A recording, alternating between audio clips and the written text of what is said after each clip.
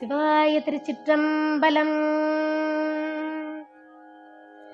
ஆதியும் மந்தமும் எல்லாரும் பெரும் சோதியையாம் பாட கேட்டேயும் வாழ்த்தடங்கன் மாதே வளருதியோ வன் செவியோ நின் செவிதான் மாதேவன் வார்கழல்கள் வாழ்த்திய வாழ்போலி போய் வீதி வாய் கேட்டலுமே விம்மி விம்மிமை மறந்து போதாரமளியின் மேல் நின்றும் புரண்டு இங்கன் ஏதேனுமாக